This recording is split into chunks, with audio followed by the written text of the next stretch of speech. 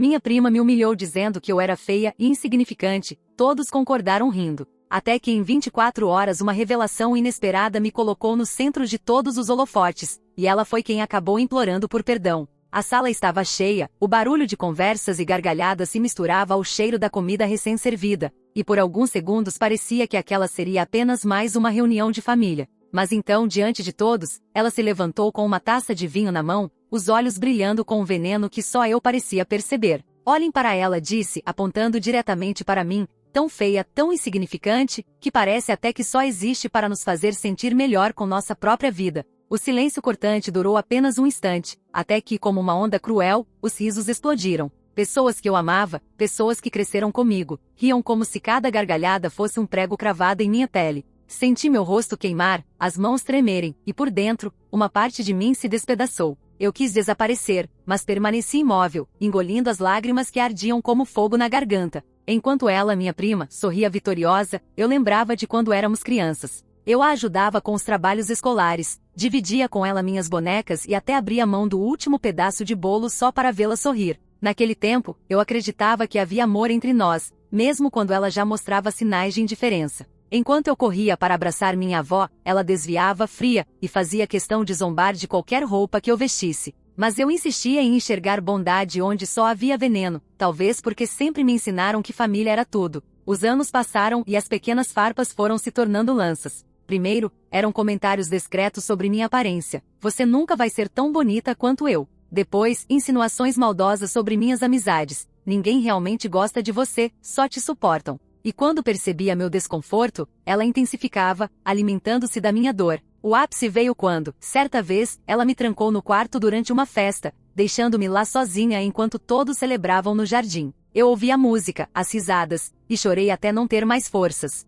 Mas nem isso me preparou para o que viria naquela noite de humilhação diante de toda a família. A explosão aconteceu rápido, como um acidente inevitável. Eu não sei se foi o excesso de álcool, a arrogância ou simplesmente a maldade acumulada. Minha prima começou a revelar segredos íntimos, distorcendo verdades, inventando histórias sobre mim. Disse que eu era uma vergonha para a família, que eu vivia de esmolas emocionais e que ninguém me queria por perto. Minha tia tentou rir, como se fosse só uma piada pesada, mas os olhares de muitos se fixaram em mim, alguns com pena, outros com cumplicidade no desprezo. Eu me senti esmagada, reduzida a pó. A humilhação foi tão profunda que por um segundo, pensei em levantar e correr sem nunca mais voltar, mas não consegui me mover. No dia seguinte, a notícia já corria pelo bairro. As fofocas se espalhavam rápido, como fogo em mato seco. Eu me tornei a prima rejeitada, alvo de cochichos e olhares disfarçados. Mas, para minha surpresa, algo aconteceu. Uma denúncia anônima chegou até a polícia, envolvendo minha prima em um esquema sujo que ela escondia há anos.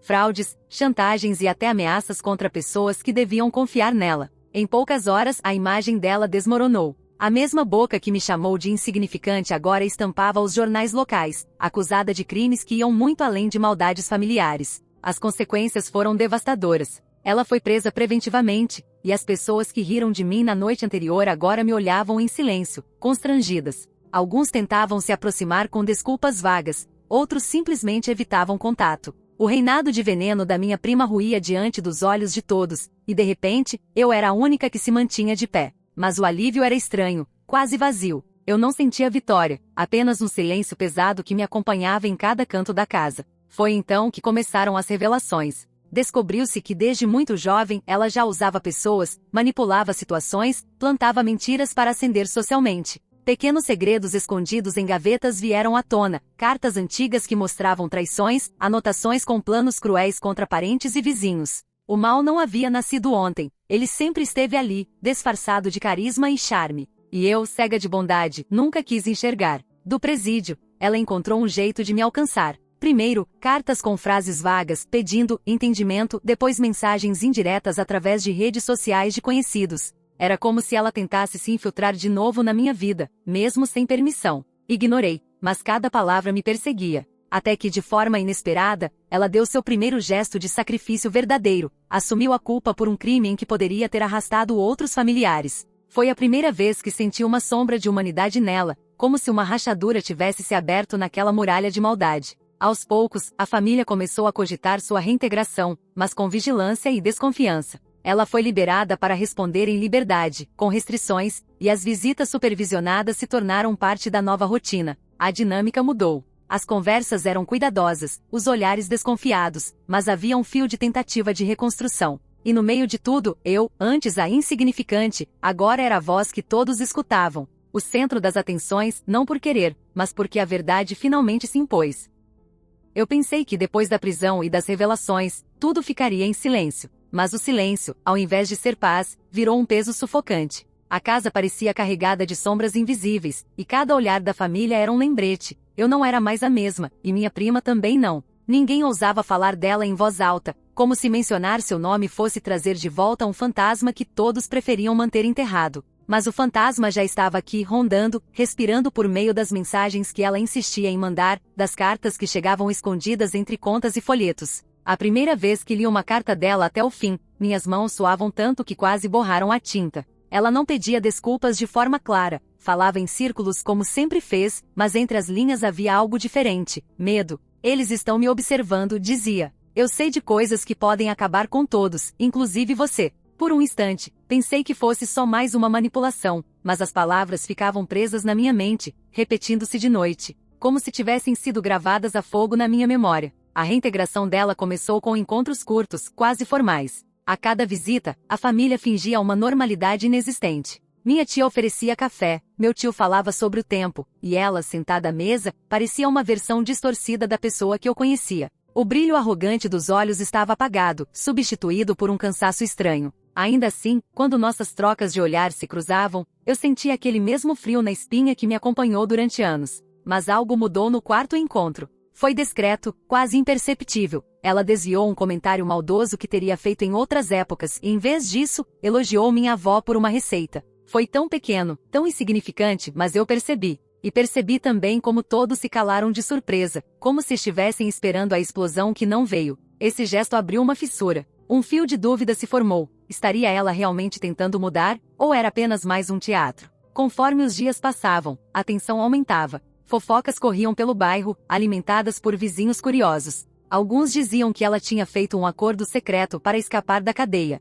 Outros afirmavam que eu mesma tinha denunciado, e que tudo não passava de uma vingança minha. Eu negava, mas as palavras ecoavam pelas esquinas como facas invisíveis. A cada saída na rua, eu sentia os olhares pesando sobre mim, e parte de mim começava a se perguntar se, sem querer, eu não tinha me transformado no vilão da história aos olhos de muitos. Foi nesse clima que uma nova revelação caiu sobre todos nós como um trovão. Documentos escondidos mostravam que minha prima tinha herdado, em segredo, uma pequena fortuna do avô que morreu anos atrás. Ela nunca contou a ninguém. Usou esse dinheiro para manipular pessoas, comprar silêncios e manter sua imagem impecável. De repente ficou claro que aquela humilhação pública contra mim não tinha sido um acaso. Eu sempre fui ameaça para ela, porque representava a bondade que ela jamais conseguiu possuir. Quando essa verdade veio à tona, a família ficou em choque. Alguns se revoltaram, exigindo que ela fosse expulsa de vez do nosso círculo. Outros, em silêncio, pareciam aliviados por finalmente entender a raiz da maldade.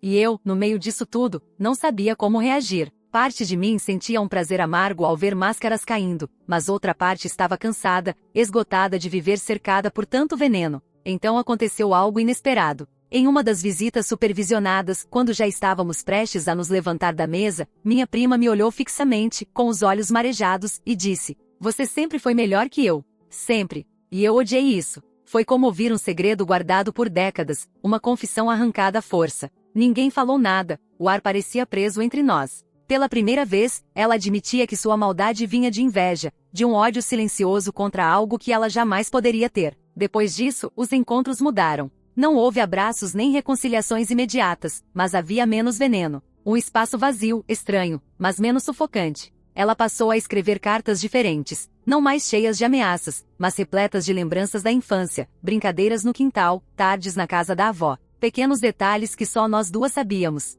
Era como se ela tentasse reconstruir uma ponte usando fragmentos quebrados. Mas esse processo não trouxe paz. Pelo contrário, trouxe ainda mais incerteza. Eu me perguntava se deveria acreditar em cada gesto ou se, no fundo, era só mais uma armadilha, a mais elaborada de todas. A família também estava dividida. Uns queriam cortar todos os laços para sempre, outros acreditavam que merecia uma segunda chance. E eu, que deveria ser a mais decidida, me via cada vez mais confusa, presa entre a mágoa e uma estranha compaixão. Até que uma noite recebi uma última carta. Diferente de todas as outras, ela não falava de passado nem de arrependimento. Era um aviso: algo grande vai acontecer. Não confie em ninguém, nem mesmo em quem você acha que está ao seu lado. Se eu desaparecer, lembre-se, tudo o que fiz foi para tentar te proteger. Naquele instante, percebi que o jogo ainda não tinha acabado. A calmaria era apenas a superfície, e por baixo dela algo muito maior estava prestes a explodir.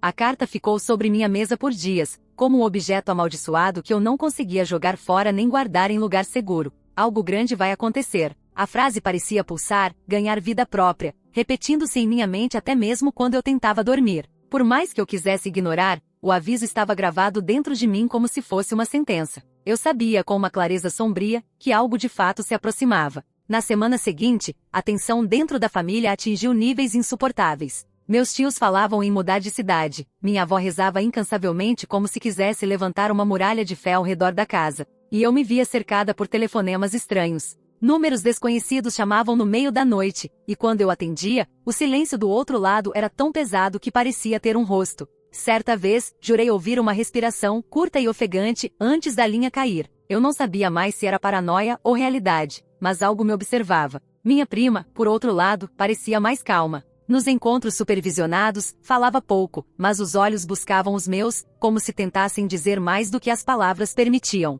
Em um desses momentos, ela sussurrou: "Eu não posso explicar agora. Só acredite em mim." Aquilo me deixou furiosa. Depois de tudo, depois de anos de crueldade e humilhação, ela queria que eu simplesmente confiasse, sem provas, sem explicações. Mas a fúria não apagava o medo que se infiltrava em cada canto da casa, em cada passo que eu dava sozinha na rua. Então veio a noite do barulho. Eu estava sozinha, quase adormecendo, quando ouvi passos do lado de fora. Não eram leves nem apressados, eram cadenciados, pesados, como se alguém quisesse que eu soubesse que estava ali. Corri até a janela, mas não vi nada. A rua estava deserta, apenas o vento arrastando folhas secas. Minutos depois, um estalo forte ecoou na porta dos fundos. O coração disparou e pela primeira vez em muito tempo, eu desejei que minha prima estivesse ao meu lado. Não porque confiasse nela, mas porque sabia que ela entendia esse tipo de ameaça, como se fosse parte do mesmo mundo sombrio que a envolvia. Na manhã seguinte, encontrei um envelope empurrado por baixo da porta.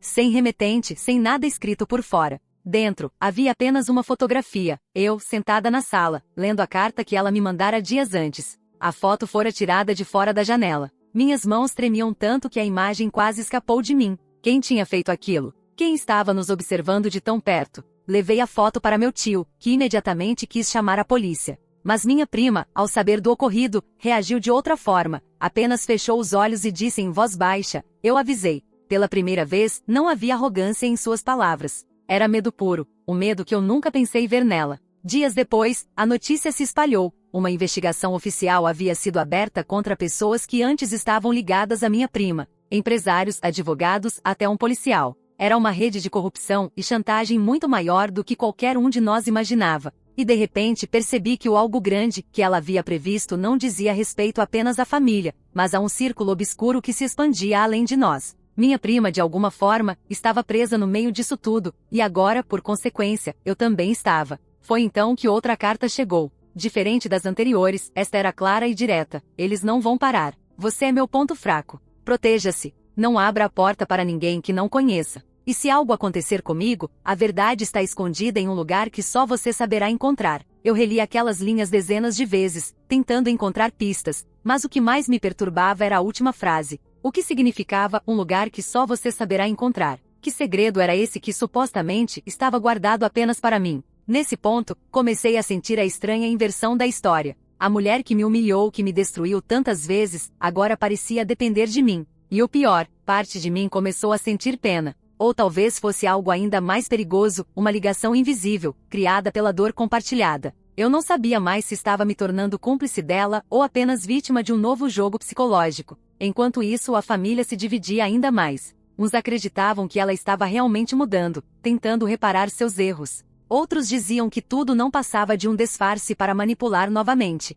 E eu ficava no meio, sendo pressionada a escolher um lado, mas incapaz de decidir. A cada dia, a tensão crescia, como se estivéssemos todos em uma casa prestes a explodir. O estupim veio em um domingo. Durante o almoço, enquanto todos falavam ao mesmo tempo, minha prima levantou-se de repente e bateu a mão na mesa. O silêncio caiu como um trovão. Então, olhando diretamente para mim, ela disse: se eu desaparecer, só ela vai saber onde procurar. Só ela tem a chave. A sala inteira ficou em choque. Meu corpo gelou. O que ela queria dizer com aquilo? Que tipo de segredo ela havia me deixado sem que eu soubesse? Naquela noite, não consegui dormir. As palavras dela ecoavam, cada vez mais pesadas, até que percebi algo óbvio: eu não tinha escolha. Se ela realmente desaparecesse, todos olhariam para mim, esperando respostas. E de alguma forma, eu sabia que as respostas estavam mais perto do que eu queria acreditar. E foi então, na madrugada seguinte, que meu celular vibrou com uma mensagem anônima. Apenas 4 palavras: ela não está mais aqui.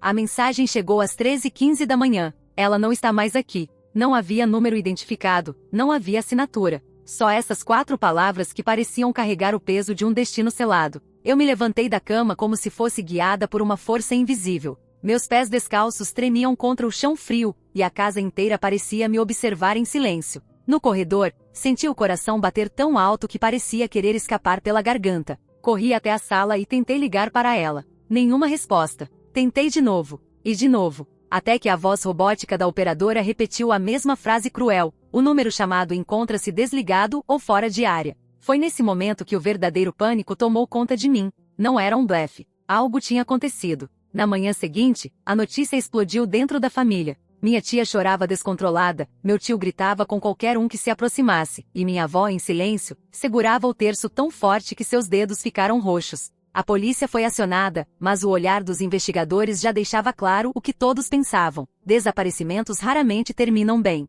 O detalhe que ninguém sabia, exceto eu, era que ela já tinha me avisado. Se eu desaparecer, só você saberá onde procurar. Essas palavras queimavam dentro da minha mente como fogo, mas eu não sabia por onde começar. Ou talvez soubesse, mas tinha medo de admitir. Passei o dia em transe, revirando memórias, tentando encontrar uma pista escondida no passado. E então me lembrei da caixa. Uma caixa de madeira que ela escondia quando éramos adolescentes. Na época, eu achava que era só um lugar para guardar segredos bobos, bilhetes ou lembranças. Mas havia algo na forma como ela a trancava, como protegia aquela caixa, que agora fazia sentido. Era lá que ela poderia ter deixado algo para mim. Fui até a antiga casa da avó, onde passávamos os verões. O sótão ainda tinha o mesmo cheiro de poeira e madeira envelhecida. Vasculhei cada canto, até que encontrei o objeto. A mesma caixa de madeira intacta, escondida debaixo de um monte de cobertores velhos. Minhas mãos tremiam quando a puxei. O cadeado ainda estava lá, mas com um golpe de martelo consegui abri-lo.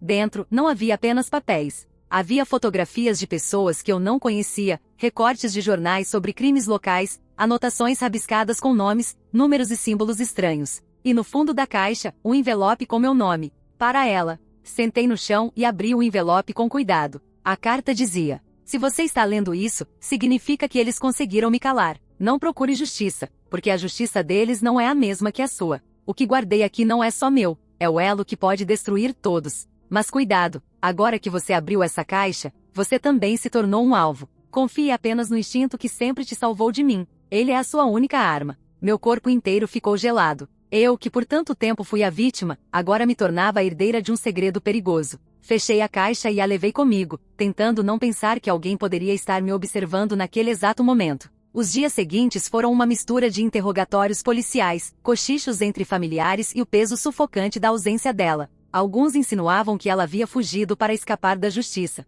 Outros acreditavam que tinha sido sequestrada por aqueles com quem se envolveu. Mas, de forma cruel, todos olhavam para mim, como se eu tivesse as respostas que eles tanto buscavam. E de certa forma, eu tinha. Só que as respostas não traziam paz. Cada fotografia, cada nome nas anotações, era uma porta para um labirinto mais escuro. E quanto mais eu tentava compreender, mais percebia que minha prima estava ligada a algo muito maior do que simples crueldade familiar. Era como se toda a maldade dela fosse apenas um reflexo de algo que a controlava, de uma rede que a usava como marionete. Uma noite, enquanto revisava os papéis, percebi que algumas páginas estavam manchadas de vermelho. Não era tinta, era sangue seco. E entre essas manchas, havia uma frase escrita apressadamente: se eles chegarem até você, não lute. Corra. A cada nova descoberta, o medo se transformava em paranoia. Passei a trancar todas as portas, cobrir as janelas e dormir com o celular na mão. Mas o sono não vinha. Em vez disso vinham os pesadelos. Eu a via me chamando, com o rosto coberto de sombras, dizendo meu nome em um sussurro que ecoava sem fim. Foi nesse estado que a polícia me chamou para reconhecer um objeto encontrado em um galpão abandonado na periferia. Quando cheguei lá, minhas pernas quase não me sustentaram. Sobre a mesa, estava a pulseira que minha prima usava desde a adolescência. Uma peça simples, mas única, impossível de confundir. O investigador me olhou com seriedade e disse: não encontramos mais nada. Só isso. Saí do galpão com a pulseira nas mãos e a sensação de que aquilo não era uma pista, mas um recado. Alguém queria que eu soubesse que ela estava sob controle, viva ou morta, e que de alguma forma, eu era a próxima peça nesse jogo macabro. Voltei para casa e escondi a caixa no fundo do meu guarda-roupa. Mas naquela noite recebi outra mensagem anônima. Desta vez com uma fotografia, eu abrindo a caixa no sótão. A imagem estava nítida, como se tivesse sido tirada a poucos metros de mim. Naquele instante, entendi o que minha prima quis dizer quando escreveu que eu também seria um alvo. Eles estavam sempre um passo à frente, observando, esperando. E agora, com ela desaparecida, eu era a peça central do tabuleiro. Eu não conseguia mais distinguir onde terminava a realidade e começava a manipulação. Desde o desaparecimento dela, cada objeto, cada olhar na rua, cada mensagem no celular parecia carregado de intenções ocultas. A fotografia de mim abrindo a caixa no sótão foi a prova de que não havia mais fronteiras seguras. Eles estavam próximos demais, dentro da minha rotina, talvez até dentro da minha casa. A pulseira que a polícia encontrou não me saía da cabeça. Aquela peça não era apenas um adereço, era uma lembrança da infância, um símbolo da relação distorcida que sempre tivemos. Era também um aviso. Mas aviso de quê? De que ela ainda estava viva, ou de que já tinha virado apenas mais um fantasma me assombrando. Passei noites inteiras relendo a carta que ela deixou, tentando decifrar cada palavra, cada espaço em branco, como se houvesse um código escondido. A verdade está em um lugar que só você saberá encontrar. Que lugar era esse? O que ela acreditava que apenas eu poderia identificar? Quanto mais eu pensava, mais claro ficava. Ela tinha me deixado algo escondido não no mundo físico, mas na memória. Então mergulhei no passado. Revivi cenas de infância que sempre ignorei, detalhes que pareciam banais, mas que agora adquiriam outro peso. Lembrei-me das tardes em que ela me obrigava a brincar de esconder tesouros no quintal da avó. Eu achava um jogo cruel, porque ela sempre escondia objetos importantes e nunca me dizia onde estavam. Mas uma vez, apenas uma, ela me levou até a figueira atrás da casa e disse: se um dia eu sumir, é aqui que você vai achar a resposta. Eu era pequena demais para entender, mas aquela lembrança agora queimava como uma revelação. No dia seguinte, fui até a velha figueira. As raízes grossas e retorcidas ainda estavam lá, como braços que se enroscavam no chão. Cavei com as próprias mãos, sentindo a terra fria e úmida se infiltrar entre meus dedos. Depois de alguns minutos, encontrei algo duro, uma pequena lata enferrujada. Dentro dela, um caderno. As páginas estavam amareladas, mas legíveis. Era o diário secreto da minha prima. E o que estava escrito ali mudou tudo o que eu acreditava até então. Ela descrevia encontros clandestinos com pessoas poderosas, negócios obscuros, chantagens feitas não por iniciativa própria, mas porque era obrigada. Havia nomes que eu reconheci imediatamente: vizinhos respeitados, autoridades locais, até membros da nossa família. Ela não era apenas vilã.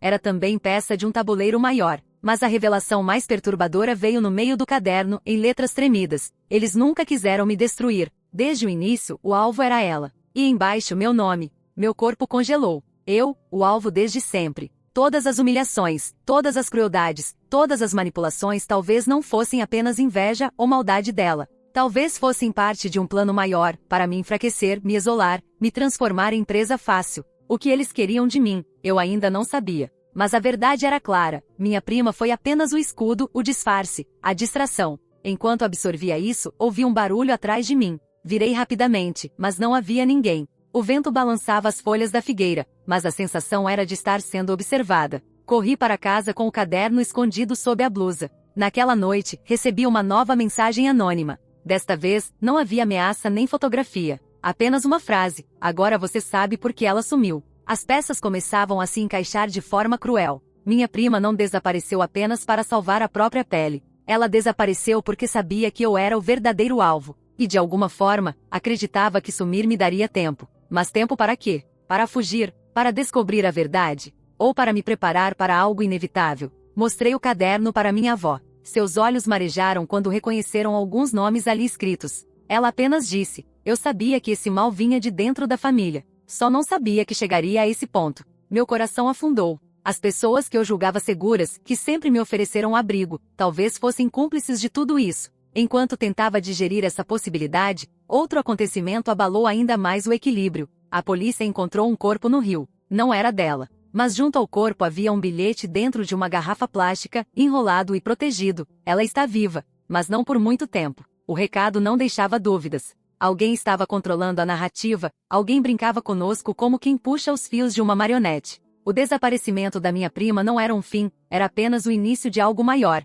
e eu era a peça central desse jogo. Passei os dias seguintes em alerta constante. As janelas fechadas, as portas trancadas, o celular sempre no modo silencioso para não enlouquecer com cada notificação. Mas ainda assim eu sabia, era questão de tempo até que o próximo passo fosse dado, e ele veio mais rápido do que imaginei. Uma ligação em plena madrugada, desta vez sem número bloqueado. Atendi com a voz trêmula. Do outro lado, uma respiração pesada, seguida de uma frase dita em sussurro: ela não está contra você, está contra eles. Mas para vencê-los, você vai ter que se tornar como ela. Fiquei paralisada, segurando o telefone com tanta força que minhas mãos doíam. Era verdade? Eu teria que assumir as mesmas armas, os mesmos métodos que sempre odiei nela, para sobreviver? Ou era apenas mais uma armadilha, me empurrando para um abismo do qual não haveria retorno? No fundo, eu sabia que a escolha estava cada vez mais próxima.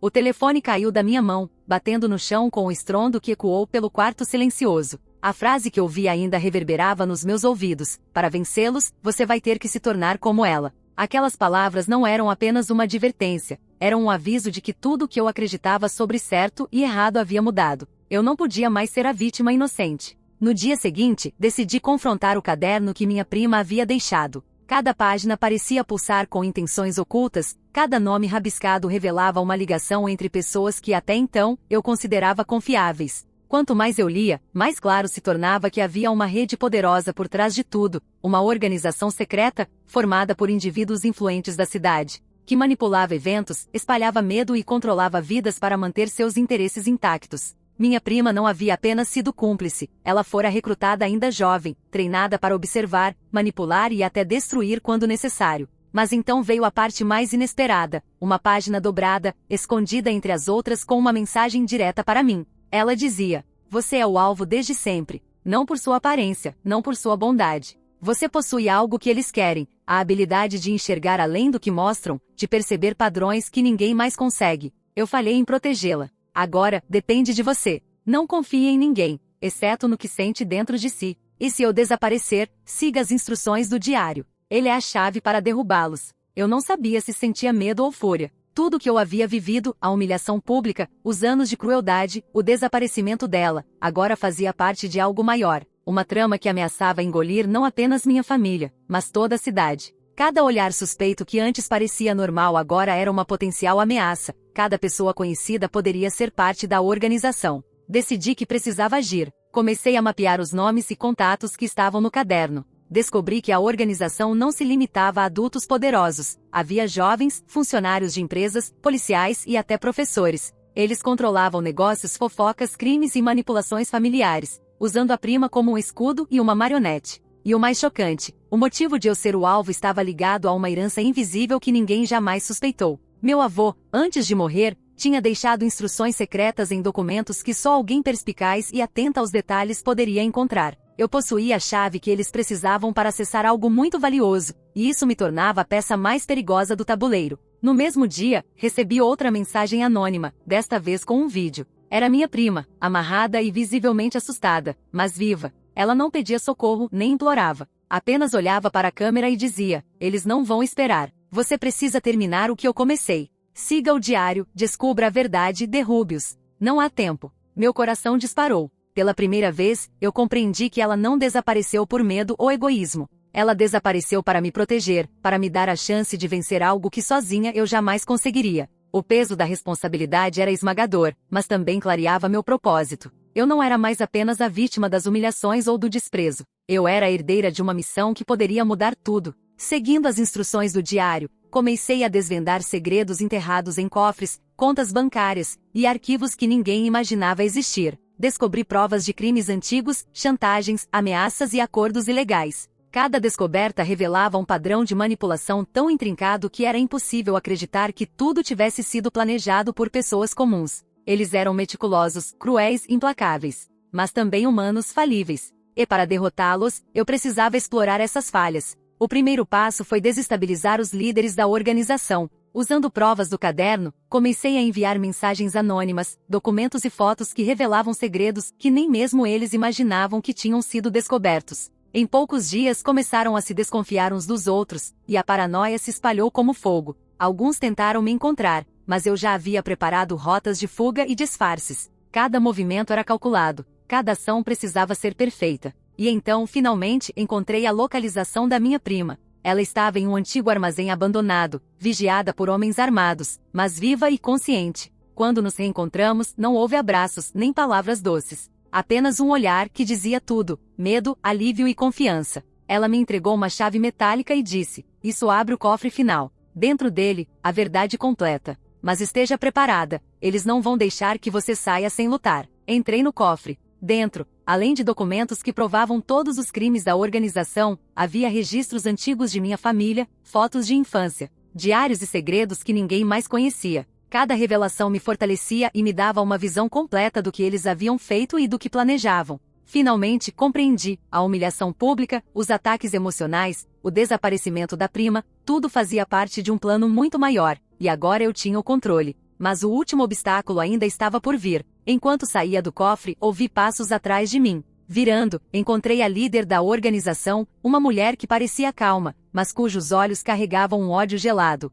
Ela disse: você acha que venceu? Isso era apenas uma peça do jogo. Mas agora você se tornou parte dele, e não há saída. Segurei a chave com força. Tudo dependia de mim agora. Cada decisão, cada movimento, podia significar vitória ou destruição. A prima, minha aliada inesperada, estava ao meu lado. Mas eu sabia que mesmo após todas as humilhações, mentiras e desaparecimentos, aquele confronto final decidiria não apenas nossas vidas, mas também o futuro de todos que haviam sido manipulados por décadas. E foi nesse instante, com a líder avançando e a prima segurando minha mão, que percebi a verdade mais terrível: a batalha ainda não havia começado de fato. O que parecia o fim era apenas o início de um jogo muito mais perigoso, onde confiar era um risco e cada passo podia ser fatal.